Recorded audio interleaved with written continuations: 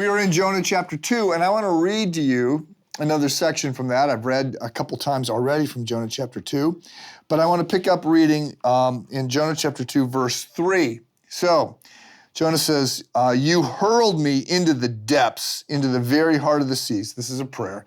You, God, hurled me into the depths, into the very heart of the seas, and the currents swirled about me. All your waves and breakers swept over me. I said, I have been banished from your sight, yet I will look again toward your holy temple. The engulfing waters threatened me, the deep surrounded me, seaweed was wrapped around my head. To the roots of the mountain I sank down, the earth beneath barred me in forever. So one of the word plays that we see in the book of Jonah is that God calls on Jonah to arise and to go to Nineveh.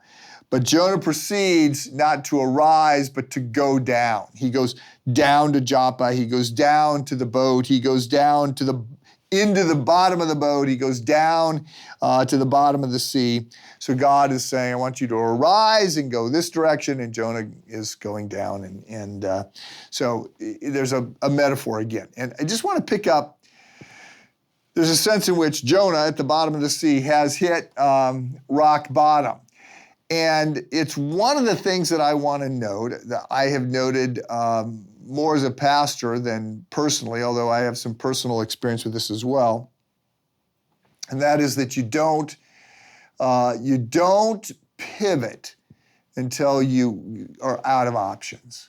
We almost have to crash and not have any ability to think we can rectify things before we sort of yield to God. Now, we can learn from watching other people. We can repent without hitting rock bottom, but many people do not. So in my first year outside, after graduate school, my first year of ministry, at the end of the year, I ended up in the hospital. And I had this, I was very sick, and it was a bacterial infection that I had that had made me, very sick. And they had a hard time identifying it, and they eventually said that I had probably come in contact with some unpasteurized milk, which is like, yeah, I don't think so. I mean, we weren't drinking unpasteurized milk. I think that this is, I thought it was from some seafood that I had eaten. But this older gentleman from the church came in to see me, and he said, Mike, I knew when I first met you that I would be visiting you in the hospital. And I'm like, what are you talking about? And he says, oh, I could just tell that you were going to go in a flurry until you crashed. And I'm like, seriously? And I said, why didn't you say anything? He goes, oh, it was pretty obvious to me that you wouldn't listen to me. He goes, I'm honestly, he goes, I'm not certain you're listening now. And there's a lot, I guess, that could be said about that. But all that to say, a lot of people do not make adjustments to their life in any way until they're out of options. And that is true with Jonah.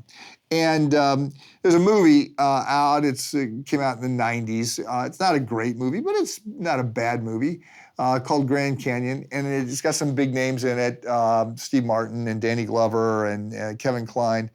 And it's a movie with 6 vignettes, and they sort of are related, but you're sort of watching 6 independent stories because you're watching 6 people who all have a crisis experience in their life.